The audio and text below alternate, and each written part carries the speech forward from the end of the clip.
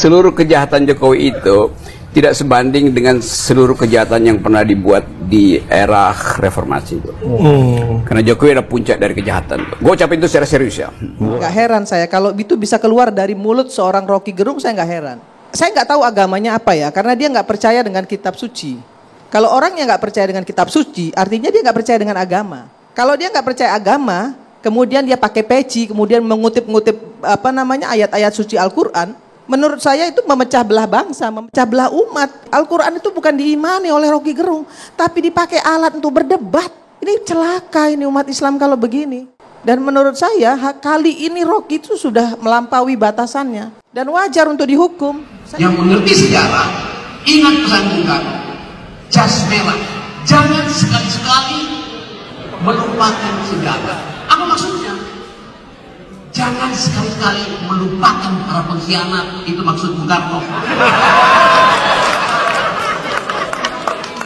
Bagaimana seorang Rocky Gerung itu memaki-maki, melecehkan segala macam, menghina Pak Jokowi, toh tidak pernah Pak Jokowi itu melaporkan dia ke Nah, ini yang menarik justru. Justru yang sudah menarik laporan Rocky Gerung itu adalah PDI Perjuangan. PDIP. Ya, PDI Perjuangan menarik laporannya yang tadinya melaporkan Rocky Gerung dengan ucapan bajingan tolol itu.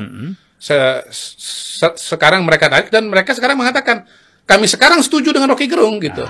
Para pahlawan tidak menginginkan puja-puji. Mereka berkorban tanpa ingin dipuja. Tapi para pengkhianat harus kita ingat terus karena mereka beranak pinak.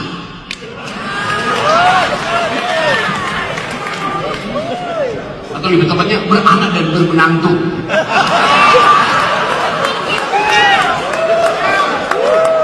Itu adalah contoh yang paling nyata bagaimana PDI Perjuangan dan Ganjar ini mengambil peran oposisi. Bahkan dengan Rocky Gerung pun sekarang berkoalisi istilahnya. Gitu. Rocky Gerung kan kita tahu kolamnya kan kolam oposisi ya, kolam perubahan. Gitu. Jadi itu adalah contoh nyata, bahkan mungkin yang paling nyata dari semua dinamika politik yang ada. Bagaimana PDI Perjuangan ya dan kubunya Mahfud sekarang ini, Ganjar Mahfud itu sekarang bergeser kepada kubu oposisi. Saya beroposisi pada Jokowi dengan dasar membatalkan kedunguan. Dari awal saya tidak ingin dua-duanya. Gimana? Saya ingin sampaikan kepada Anda. Apa? Anda bicara, Anda beroposisi karena kedunguan. Memangnya Anda pikir Anda lebih pintar dari Jokowi? Jauh lebih dungu dari Jokowi. Bahkan Anda lebih dungu dari orang yang paling dungu di Indonesia. Saya ngajar ilmu yang namanya hermeneutic of suspicion itu.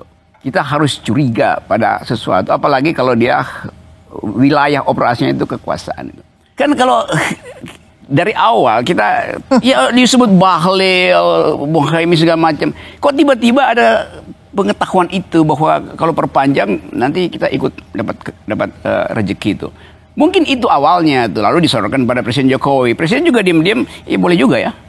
Power tends to corrupt. Jadi lain kalau dari awal Pak Jokowi kasih hukuman pada mereka. Ini di menit-menit terakhir baru Pak Jokowi bilang oke, saya kasih kartu kuning. Loh itu udah di depan gol tuh Mas Iwo tinggal nendang itu. Ngapain dihalangi itu kan? Jadi kalau dibilang bahwa hak orang bicara boleh, tapi kenapa hak orang bicara untuk menurunkan presiden nggak boleh? Sama-sama konstitusional tuh. Kan bicara doang itu kan. Tapi kan Anda semua kan larang tuh, jangan dong diturunkan sebelum masa jabatan. Loh kenapa? Cuma wacana juga. Nggak ada yang larang, ini manusia satu nih salah. Demokrasi mengatakan bahwa orang boleh melakukan demonstrasi. Nggak ada yang larang. Saya suka demonstrasi boleh, itu sah secara hukum. Nggak ada yang larang. Kalau dia bilang dilarang, nggak akan ada demonstrasi kemarin. Ini pola pikir dungu yang seperti ini yang saya bilang. Jangan memprovokasi lagi. Situasi hari ini nggak usah diprovokasi lagi. Kita fokus Rosi. Mungkin konteksnya Bung Rocky waktu itu lu jangan begitu pola berpikirnya, lu waktu itu soal provokasi waktu menurunkan presiden itu sempat dilarang dan wah ini mau kudeta gitu kan, itu maksudnya sempat ada larangan dan dianggap sebagai makar. Saya sepakat Rosi, saya sepakat kalau masih ada orang yang berkeinginan untuk memperpanjang, saya sepakat. Kami di Nasdem sepakat bahwa itu masih mentah. Masih bisa diutak-utik lagi, masih bisa diangkat-angkat lagi nih sama teman-teman ini untuk memperpanjang. Tapi Nasdem tetap satu suara kok, kita tolak. Oke, Bung Rocky tadi apa yang belum? Saya terangkan sangat pelan-pelan konsepnya itu. Memperpanjang dan memperpendek konstitusional dimungkinkan. Tuh syarat-syaratnya ada dalam konstitusi. Oke, nggak usah diucapin di sini. Mereka yang menghalangi orang untuk memperpendek kekuasaan itu membuli, nggak ada buktinya. Minta tolong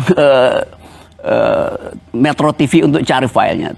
Bahkan sampai saat terakhir tuh siapa yang bilang itu mahasiswa kok bego banget sih?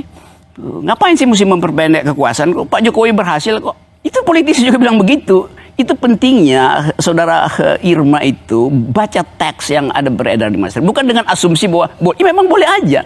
Tetapi faktanya golongan Ade Armando, saya sebut golongan ya, bukan Ade Armando nih. Ade Armando itu adalah teks sosial tuh. Itu diwacanakan di situ bahwa mahasiswa ini dungu, goblok.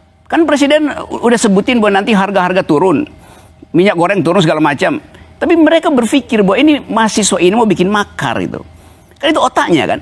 Jadi hal yang bilang itu Ade Armando bilang itu otaknya mahasiswa bodoh, bego segala macam siapa? Cari aja di sosial media. Anda yang bicara. Cari aja sosial media. Anda itu provokator. Cari Anda aja di sosial media. bedanya sebenarnya kalau saya mau bicara jujur. Kalau orang yang sebelah mengatakan Ade Armando itu adalah buzzer, Anda juga buzzer sebenarnya. Nggak ada bedanya. Anda dengan itu nggak ada bedanya. Ya.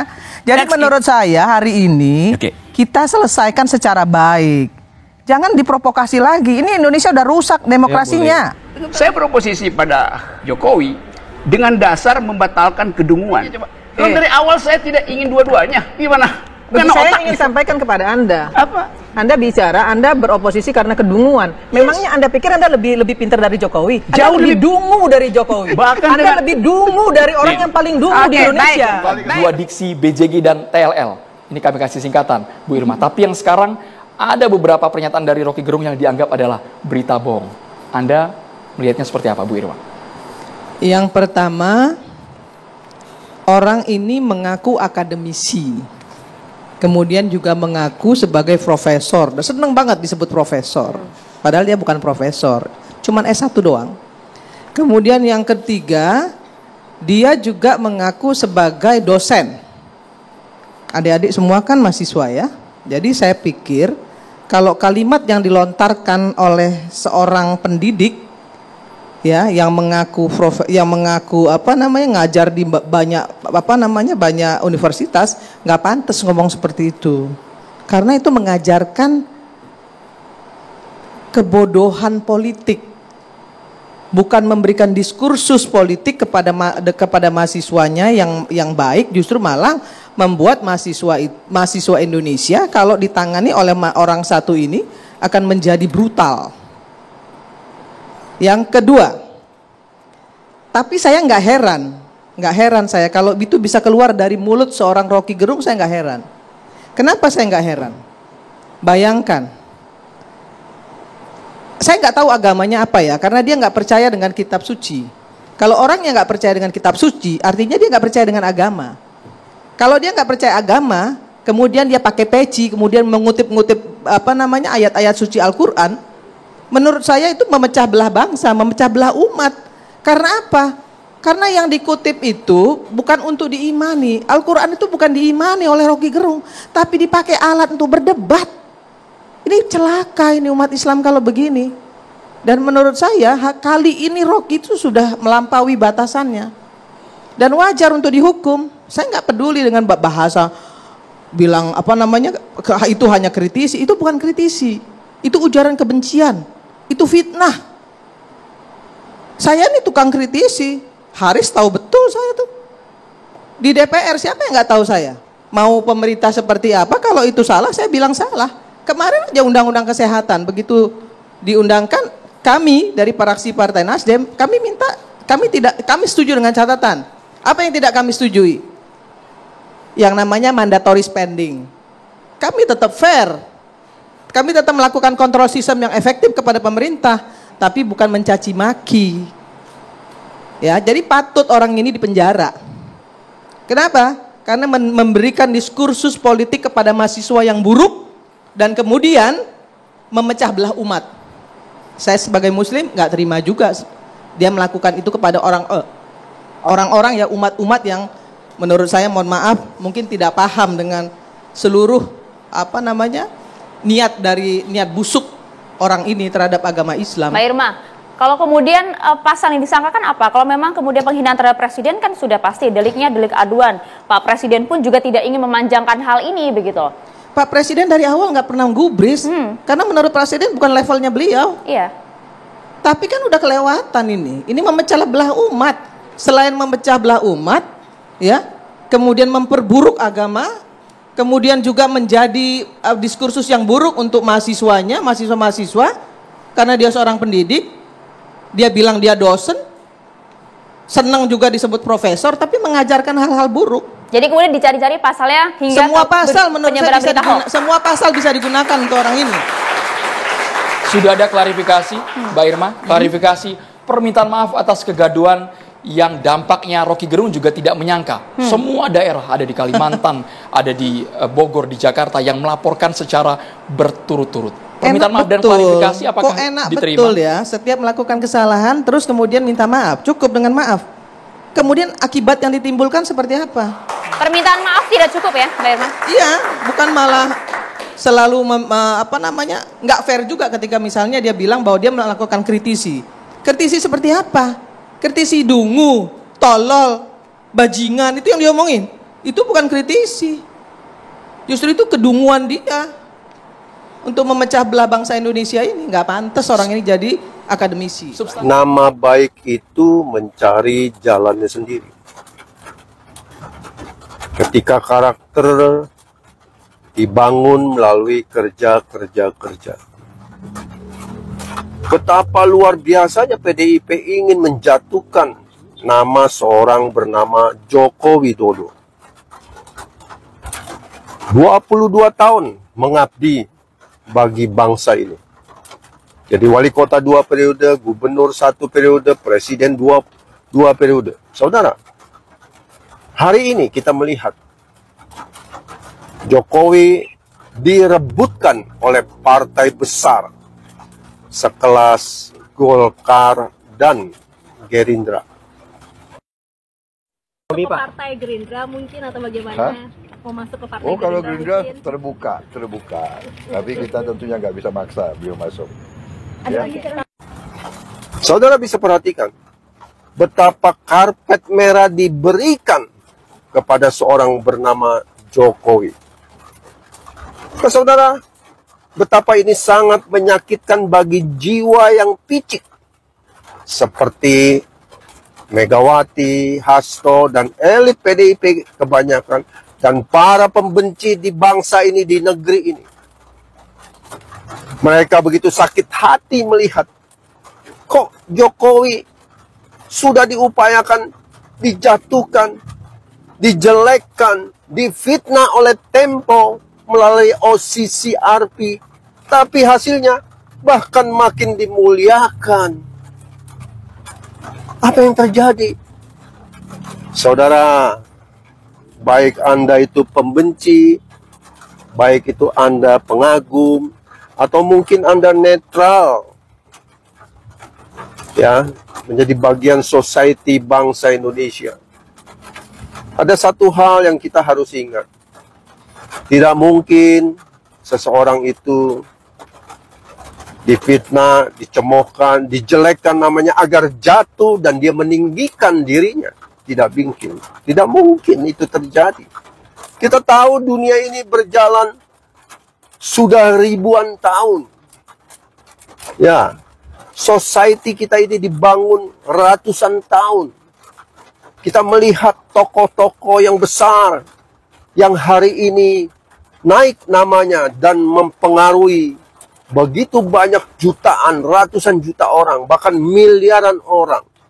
Dan mereka bukanlah jenis orang yang menjatuhkan nama baik orang. Sejenis kelompok PDIP dan kelompok para haters dan majalah Tempo. Saya bisa katakan, dan saya tidak ragu mengatakan, Tempo tamat riwayatnya. Dulu saya masih baca majalah Tempo, layak dibeli, ya. Tapi hari ini, Tempo yang saat ini, dengan biaya 60.000 perak, lebih baik saya makan, kasih orang makan bakmi semangkok ditambah es jeruk, bayarin orang ketimbang saya baca majalah Tempo. Sama dengan PDIP. Tidak layak didengar. Para politisi, para cendekiawan, budayawan, apapun jabatan kalian, bahkan seorang politisi, tidak layak kita dengar kalau dia masih menjelekkan nama baik Bapak Jokowi. Saya bukanlah Ternak Mulyono. Saya seorang pengusaha yang melihat ketidakbenaran ini dan harus diberitahu kepada masyarakat kita. Jangan percaya mulut pembohong. Akhirnya nama baik mencari jalannya sendiri. Kita melihat dan jangan kaget kalian bahwa Jokowi akan dilamar, dipinang. Masalahnya Pak Jokowi tidak kemaruk, tidak nafsu kekuasaan. Dia sedang berpikir, untuk apa saya jadi ketua umum sebuah partai? Apa tujuan selanjutnya? Tentunya untuk membangun sebuah bangsa yang besar. Sebagai Indonesia ini supaya makin besar dan menyongsong Indonesia Emas 2045. Tentunya dengan tujuan itu, bukan tujuan pribadi. Ya, seperti seorang nenek-nenek tua itu, bukan.